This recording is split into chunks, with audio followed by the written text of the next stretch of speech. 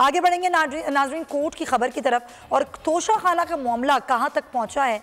आज एक ही केस था, 3 अदालतें थीं। क्या वाकई एक फाइनल राउंड है जो शुरू हो चुका है।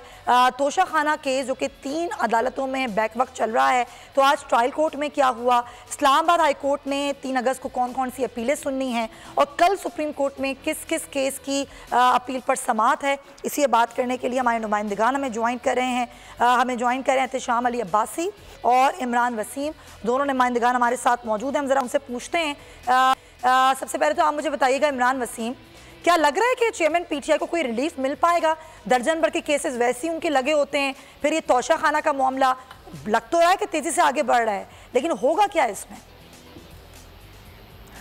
देखिए, इससे पहले जब चेयरमैन तहरीक इंसाफ की जो अपील थी सुप्रीम कोर्ट ऑफ पाकिस्तान में पहली मरतबा ये मामला अदालत उज़्मा में टेकअप हुआ था, तो उसमें तो चेयरमैन पीटीआई को कोई रिलीफ नहीं मिला था। अलबत्ता ये डायरेक्शन जो बेंच था उसके जो हेड थे याहिया फरीदी साहब, उन्होंने एग्री किया।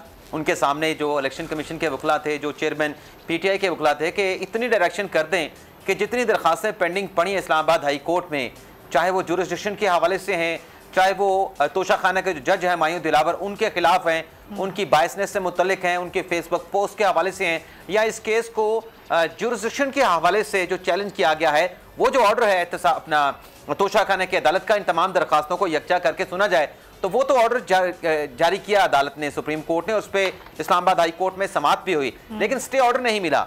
और फिर सुप्रीम कोर्ट के फैसले के बाद जब हाई कोर्ट में समाअत हुई, वहां से भी हुक्म इम्तनाज जो है चेयरमैन पीटीआई को नहीं मिला।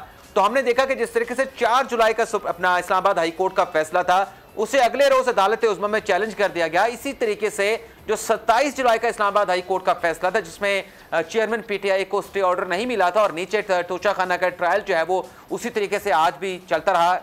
जो चेयरमैन पीटीआई का सेक्शन 342 का बयान भी रिकॉर्ड हुआ, अभी वो सारी डिटेल जो है एहतशाम अब्बासी आपके साथ शेयर करेंगे, लेकिन स्टे ऑर्डर नहीं मिला। तो यहाँ पर भी ये हुआ कि 27 जुलाई का ऑर्डर, अगला जो वर्किंग दिन था, उसमें चेयरमैन पीटीआई ने सुप्रीम कोर्ट में चैलेंज कर दिया।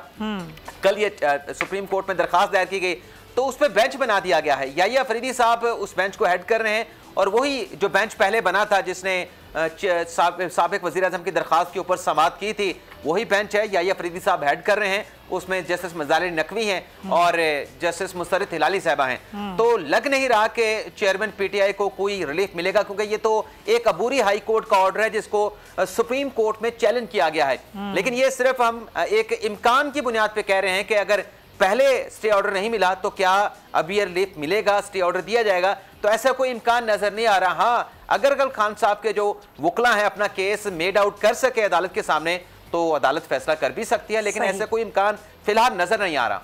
ठीक है, बिल्कुल ठीक है Imran Wasim. Digital loan scam, आवाम को कर्जों के जाल में फंसाकर लूटने वाले भेड़िए बेनकाब। बोल की काविशें बाराबर साबित हो गईं, ऑनलाइन कर्ज माफिया के गिर्द घेरा तंग हो गया है। बोल ने दिया अपने अवाम का साथ, उठाई इस स्कैम के खिलाफ आवाज। बोल की डिजिटल लोन स्कैम के खिलाफ आगाही मुहिम की सबसे बड़ी ट्रांसमिशन 59% अवाम ने देखी अपनी स्क्रीन पर, क्योंकि बोल है पाकिस्तान का नंबर 1 न्यूज चैनल। सब्सक्राइब करें और बेल दबाएं ताकि कोई खबर रह न जाए।